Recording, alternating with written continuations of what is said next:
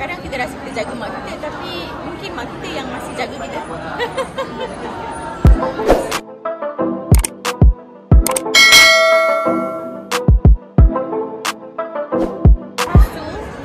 Mimi bila kurang dengan Mama kan, Mama cakap macam, Mama beritahu kita satu benda.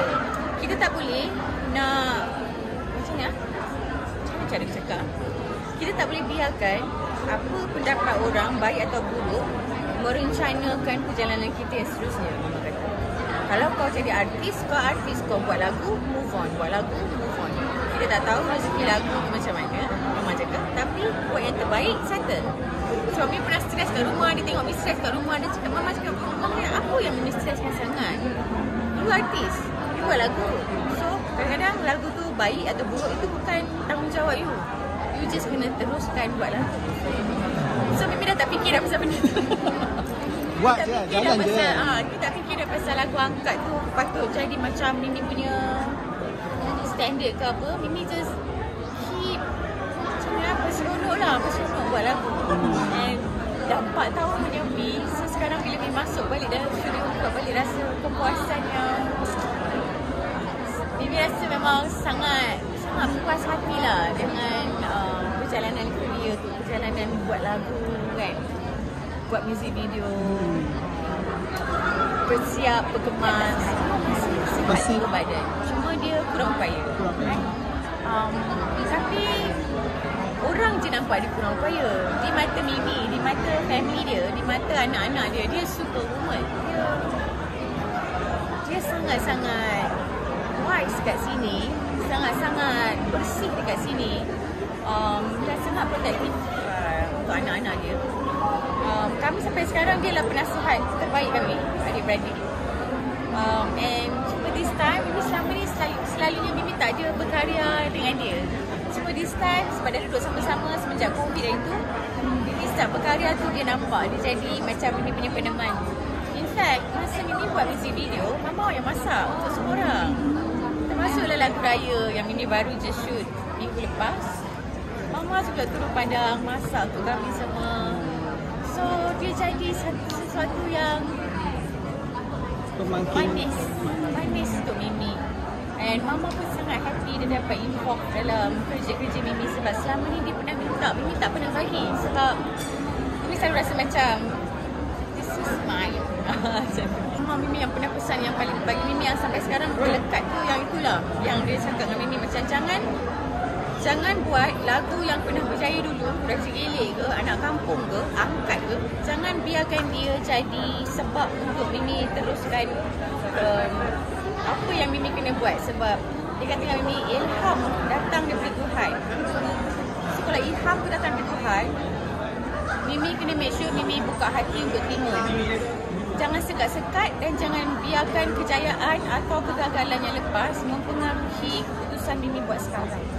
So dia sentiasa make sure, dia sentiasa beritahu relax lah. Bersihkan jiwa tu, relax lah. Jangan biarkan fikiran-fikiran negatif tu datang. So Mama Mimi yang selalu remind ni benda ni. Serius kalau Mama tak remind, Mimi akan terus Lanjutkan. Mimi akan terus bising kat sini tau. Dia bising kat sini tau. Kita bukannya macam kita nak buat benda tu, tapi Mimi rasa sebagai orang anak sini, kita sentiasa macam mana? Kita ter-effect. Kalau Mama tak cakap, Mimi rasa ni terus punya dekat fikiran yang macam-macam, overthinking. So Mama Mimi cakap tu, Mimi sampai sekarang Mimi macam duduk dengan Mama rasa lebih tenang. Dia jauh, semua orang komplain pasal kerja Mimi punya tempat tinggal jauh daripada tempat kerja. Tapi untuk bangun, buka pintu bilik dia, nampak dia bangun tidur, nampak dia bernafas, nampak dia buat apa dia nak buat dekat dalam bilik dia. Boleh lepak, boleh cerita, boleh masak sama-sama, boleh gaduh manja sama-sama. Itu bagi Mimi priceless. Itu Mimi tak boleh dapat tu mana-mana. Kasi itu yang membuatkan Mimi buat kerja tu. Mimi buat sesuatu tu, Mimi rasa sesuatu. So Mama Mimi dia sangat bangga dengan Mimi tak seorang-seorang. Mimi ada adik-beradik. Adik-beradik Mimi pula memang high. Kadang-kadang kita rasa kita jaga mak kita, tapi mungkin mak kita yang masih jaga kita. Rasa macam Mama Mimi bukan jenis yang mengharapkan apa-apa.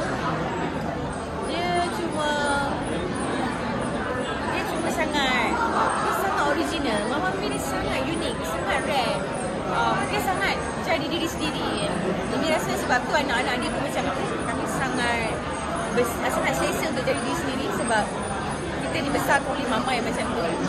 So, Mimi rasa cabaran dia tu alhamdulillah so far dia tak adalah susah sangat.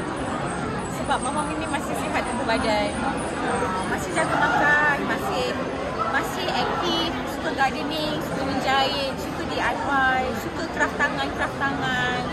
Dia suka tengok politik, dia suka bilik gerakan dia, TV dia 24/7 buka. Dia masih sangat aktif dan dia masih ada kawan-kawan dia yang dia masih sibuk.